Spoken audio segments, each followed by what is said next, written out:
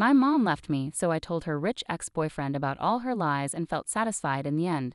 I, 16F, have been living with my mom, 38F, since I was 13, after my dad passed away. My parents were never married, but they had a plan where I would spend half the month with my dad and the other half with my mom. My dad never had another serious relationship after my mom, or if he did, I didn't know about it. My mom, on the other hand, had a new boyfriend every few months, which was hard for me as a kid. I'm not blaming her, but I didn't like it. 3 years ago, my dad died in an accident, and since then, I've been living with my mom all the time. Without child support, my mom now has to pay for everything, and I've come to see what a mean and nasty person she is. She's always putting me down and complaining about how much it costs to take care of me, like it's my fault. She really dislikes me, and I know it, so I try to stay out of her way as much as I can. But I can't just disappear to make her happy. Over the past few years living with my mom, I've noticed some things about her. She changes boyfriends often and tries to look as young as possible to trick them into being with her. She pretends to be in her late 20s or early 30s, even though she's almost 40. All her boyfriends are very rich and are with her because of her looks, just like she's with them for their money. I don't approve of this lifestyle, but I don't complain because it works for her, and as a waitress, she can't afford the lifestyle she wants. I just care that there's food on the table and my tuition is paid. To help out, I mostly keep to myself and have even taken up part-time jobs so I don't have to rely on her too much. A few days ago, I made a mistake, and my mom kicked me out of the house. The mistake wasn't even a big deal. When her new boyfriend asked what year I was in school, I accidentally told him I was in my junior year. I'm supposed to tell her boyfriends I'm still a freshman so they don't think she's old. That's how shallow my mom is.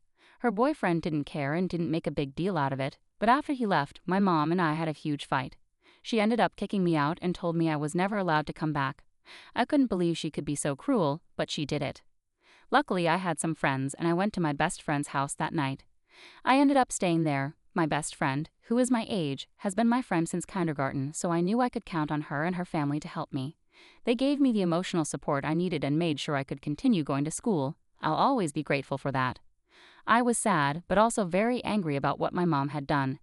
I had resented her for years after my dad died because nothing I did was ever good enough for her. It seemed like she just wanted to get rid of me, which is why she picked a fight over something so small to have an excuse to kick me out. Having a teen daughter probably ruined her young and hot image, and she was worried she wouldn't be able to get new boyfriends to support her once I started looking older. I still have a chubby face, which makes it hard to guess my age, but that won't last forever. I'm also pretty tall, thanks to my dad's genes. She didn't want me around, so my slip-up was just the excuse she needed to throw me out. Unfortunately for her, I knew something she had tried her best to keep secret. Her last boyfriend was the only one who lasted more than 5 months, and they seemed to be getting serious. She had lied to him about her age too, but he either didn't notice or didn't care. He was deeply in love with her, and he was nice to me too. I often wished I could tell him to run away from my mom because he seemed like a genuinely good guy. He was probably around 25 or 27, and he was very rich, which wasn't surprising since my mom only went after wealthy men. He was an heir to a company, I think. I thought my mom even planned on marrying him, but they broke up very suddenly. I didn't find out why until recently when I was going through my mom's messages. We share a laptop, so I often check what my mom has been up to. Yes, I know that's an invasion of her privacy, but I really don't care. Sometimes I get bored and like to remind myself what a horrible person my mom is. Luckily, she treats her younger sister like a personal diary and tells her every little detail. They're both shallow gold diggers, so her sister enjoys it too. A few weeks ago, I was going through her texts and found out why she and her ex had broken up. She mentioned that she had taken $10,000 from her boyfriend to buy herself a new wardrobe and makeup. She told him she needed the money because I had been in an accident and needed surgery. Then she avoided him for several weeks, saying she wanted to spend time with me to help me heal. When he insisted on seeing me, she broke up with him, claiming he was overwhelming her and she needed space. These are her words, not mine. I felt furious when I read all of that because her ex was such a good guy and this is how she treated him. Not only had she taken a huge amount of money from him just to buy herself expensive new clothes and makeup, but she had also lied to him and didn't even bother to give him a proper explanation for the breakup.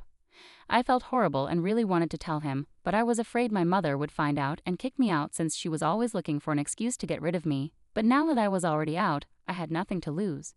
2 days ago, I decided to go to her ex-boyfriend's house after school and tell him everything. I even had proof since I had taken several pictures of her chats when I first found out, not knowing I'd need them someday. I knew his address because I had been to his place twice with my mother, so it wasn't hard to find him. When he saw me at his door, he looked really confused but let me in anyway. I guess he was curious. After a bit of small talk, I told him everything I knew and showed him the chats. I didn't know what he was going to do about this, but I hoped he would at least confront my mother.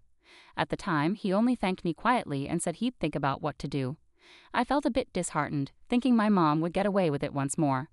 I went back to my friend's house feeling like it had been a huge waste of time and energy. Today I received several frantic calls from my neighbor saying that my mom's ex-boyfriend had shown up at her house with the police, and she had just been arrested. I was really shocked because I didn't think he'd actually do anything since he seemed like he'd given up.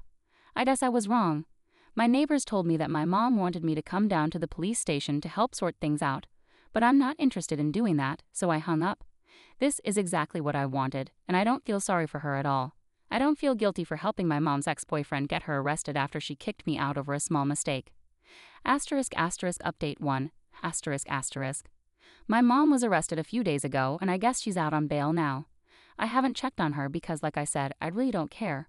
My aunt, my mom's sister, tried to make me feel guilty for how I'm acting right now, but it just makes me feel like I'm doing the right thing. She sent me several long texts calling me an ungrateful brat and saying that my dad would be ashamed of me if he were alive. That woman didn't even know my dad well. She probably met him once or twice in her entire life. She was just trying to get me all emotional. I think she has figured out that I sent those screenshots to my mom's ex because she accused me of selling out my own mother over something so petty. But I don't think being kicked out just because I told her new boyfriend my real age is petty at all. I don't know what my aunt expects to achieve with her messages. They should focus on fighting my mom's case because I'm pretty sure her ex is going to take her to court. Otherwise, he wouldn't have involved the police. I hope he does take her to court and that her life gets ruined. Yes, it sounds horrible to wish that on my own mother, but what she's done to me and the way she's treated me isn't fair. She deserves this. She deserves nothing but hatred. I'm just glad her actions are catching up to her, and now she'll have to pay for everything in a literal sense. I can't believe I let so many things slide just because I needed to live with her. In a way, I'm glad she kicked me out because my best friend's parents are thinking about adopting me. I'm over the moon about this, and so is my best friend. I already consider her a sister, so this is perfect. I'm just hoping my mother doesn't put up a fight when I have to ask her to sign away her parental rights. Update 2. My mom's out on bail, and it looks like her ex is indeed suing her. She was waiting for me outside school today and demanded to speak to me. I didn't want her to embarrass me in front of my friend, so I agreed to talk to her. She started saying all the same things her sister had been texting me, accusing me of being ungrateful and selfish. Then she asked me to tell her ex that I had made up the whole story and that I had photoshopped the screenshots to get her in trouble. She even suggested I take pictures of myself with my arm in a sling so she could convince him the accident had really happened. I was speechless that she still had the audacity to demand I lie and cover for her after she ruthlessly kicked me out. She didn't deserve my sympathy at all, and I realized it would have been better to let her embarrass me at school than to talk to her. But what's done is done, so I decided to be a little sneaky and told her I would only do as she asked if she agreed to let my best friend's parents adopt me and gave up her rights as a parent. Just as I thought, she agreed to it without hesitation and even seemed happy about it. I felt a bit sad that she was so relieved to finally get rid of me, but honestly, I saw this coming. I always knew my mother didn't care for me. Even before my dad passed away, she only wanted me around to keep getting child support from him. I tried so hard to make her love me, but all she cared about was her boyfriends and her looks. It frustrated me then, and it still does. She shouldn't have had me if she wasn't ready to be a mother, which she clearly wasn't. She didn't want to be a mom back then, and she still doesn't, as you can all see from what I've shared here. I'm just happy that now I'll have a family who genuinely wants me. They've always treated me like one of their own, and I know they'll be thrilled to adopt me. Plus, my best friend's dad is a great family lawyer, so I know the adoption process will be easy and quick. Update 3. Hi there, I've been living with my best friend and her family for a while now, and it feels like I'm in a movie. I never knew family could feel this way. My dad, when he was alive, always made sure I felt loved when I came back from my mom's place. He probably sensed something was wrong, even though I tried not to show it. I used to think my mom would love me someday, even though everything showed otherwise. I kept visiting her, hoping things would change, but I'd always end up disappointed. Every time my dad would try to make me feel better. After he passed away, my best friend became my support, but we only saw each other at school or on weekends. Now I feel like I've found a new family, one my dad would want me to be part of. My best friend's dad is working on the legal documents, and if all goes well, they'll adopt me soon. I've been talking to my mom, telling her I'll get her ex to leave her alone, but I'm not doing any of that. I'm just making sure she signs away her parental rights first, then I'll cut her out of my life. My best friend thinks it's a smart plan and assures me it'll work. I've been really anxious about all this, even though I don't show it at school. My best friend wants me to tell her parents so they can help me find a therapist, but I asked her to promise not to say anything until I'm ready. I don't want to burden them too much. I know I talked about how they treat me like family, and they do, but I don't want them to feel overwhelmed. I know they'd be willing to help, but I don't want to feel guilty for asking too much of them. I appreciate their support, but I'm also feeling guilty about it. Dealing with all these emotions at once is tough, and that's why my anxiety has been really bad lately. I'm just hoping things get better soon. Update 4. So my mother signed the papers and legally she's not my parent anymore. I couldn't be happier. She seemed pretty pleased to sign them too and even tried to act friendly with my new adoptive parents. But they weren't having it and were pretty short with her, so she got the hint. After that, she pulled me aside and asked when I was going to talk to her ex and take it all back. I didn't want to ruin the day, so I said soon, and then she left. I'm still sticking to my decision not to tell her ex anything, and I'm kind of proud of how I handled the situation.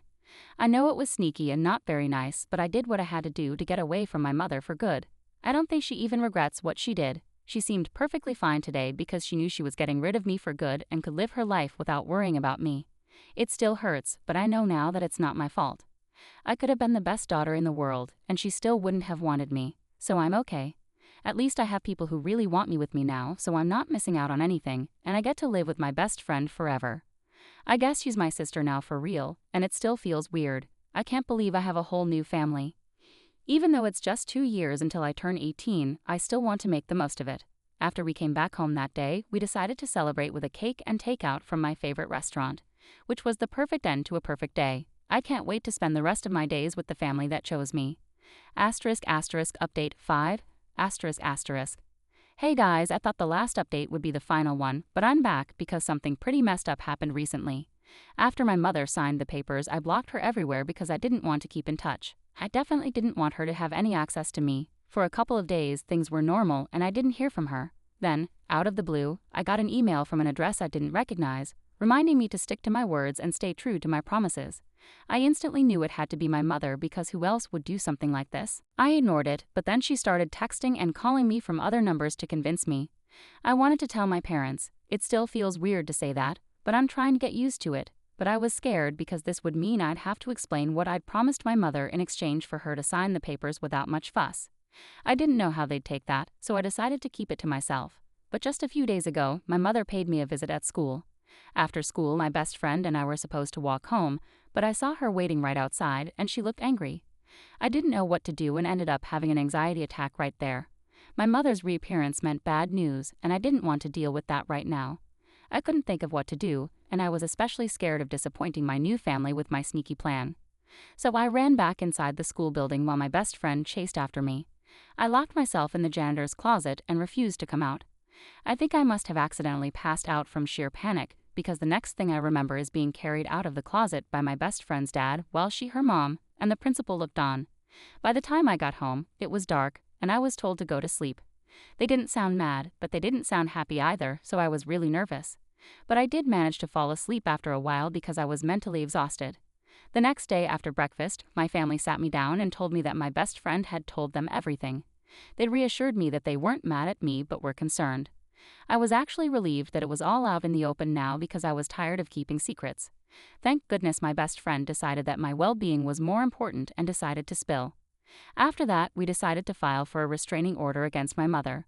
They told me they didn't think it was wrong of me to try and manipulate my mother into getting my way. In fact, they thought it was clever since I'd beat her at her own game, and she couldn't do anything about it now. So I was happy they weren't disappointed by what I'd done.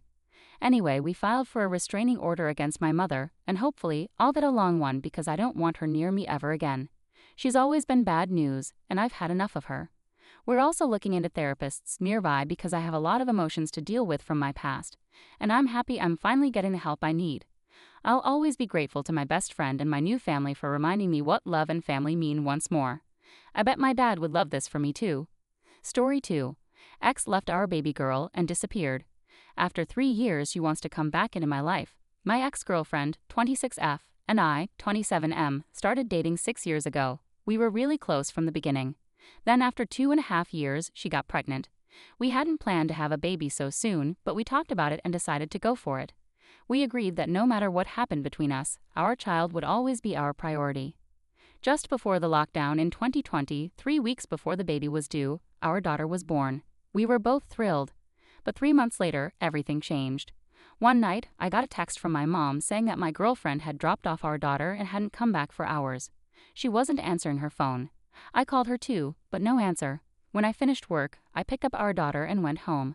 There was a note from my girlfriend saying she couldn't handle the stress of the lockdown and the baby and needed some time alone to clear her head. She asked me not to call her and said we would talk later.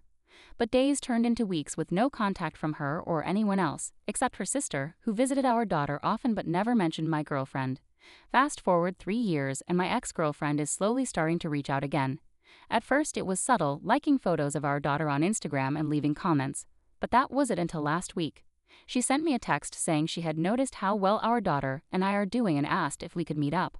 I was hesitant, but we had agreed before our daughter was born that her well-being was our top priority, so reluctantly. I agreed to meet my ex for coffee so she could see our daughter, but now I'm unsure. How can I forgive her for leaving us? Update 1. We met up a few days ago in a local cafe as planned. I arrived early to figure out what to say after 3 years. I hadn't mentioned it before, but I didn't want to bring our daughter along. My ex had contact numbers of my family members, so she was with a coworker. When she arrived, she seemed a bit disappointed but not surprised to see I was alone. We started with small talk before addressing the big issue, where she had been for 3 years of our daughter's life. She confessed she struggled a lot with postpartum depression and couldn't bear to show it in front of our girl. She admitted leaving the way she did was wrong, but explained she needed to focus solely on herself and get therapy. I asked why it took her 3 years to resurface. She sent a text for our daughter's first birthday, but that was it. She broke down, admitting that she was scared of what I thought of her for disappearing. In a way, she was right to be scared because while I could handle being dumped, I was angry because she left our daughter. Throughout our conversation, I could see she's grown a lot as a person over the last few years. We talked for over an hour, and when I finally got up to leave, she asked where we stood. I told her that I appreciate she's been trying to turn over a new leaf, but it will take time for me to fully move on. As a gesture of goodwill, I showed her a video of our girl. It's about 6 to 7 months old, but it's my favorite. It's her and one of my dad's cows mooing at each other. Just before I left, I got her phone number so we can stay in touch properly instead of just through social media. I agreed to send her a couple of photos of our girl. I appreciate all the advice I got last time, and I'm wondering where my ex and I go from here. My hope is that we can coexist and maintain a healthy friendship for our daughter's sake, but after what happened before, it's hard to fully trust my ex. What do you guys think? Side note. There are 2 things I didn't tell my ex. Firstly, I have no desire to restart our relationship. I'm willing to co-parent if she can prove she won't disappear again, but that's all. I used to love her, but I've changed, and that chapter is closed. Secondly, there was a time when I thought about giving our daughter up for adoption. She was about 9 months old, and I was feeling overwhelmed. Work was stressing me out, and coming home to my daughter didn't bring me joy anymore. Despite my love for her, I started the adoption process. But one night, I saw her in her crib. She looked at me with a cute smile and her bright blue eyes, like I was everything to her. That moment gave me hope, so I canceled the adoption and never looked back. Update 2. It's been a few weeks, so I wanted to share another update on how things are going with my ex. First off, I want to thank everyone for their advice and support. It's been a huge help. Now onto the update. At my ex's request, I went with her to a therapy session. The therapist said they'd made good progress, but my ex still has some issues to work on, especially with her relationship with her parents. I learned they separated and her mom had a temper, but I didn't realize how bad it was. After the session, my ex left, and I stayed behind to ask the therapist about reintroducing my daughter to my ex. She suggested waiting for now and offered me a free session to talk about it, so I'll be meeting with her next week. On a brighter note, my daughter started preschool 2 weeks ago. She's already making friends and loving life. I sent my ex some photos of our girl to keep her in the loop, so things are looking up. Thanks again to everyone for their support. It's been incredible and makes the challenges of single parenting a little easier.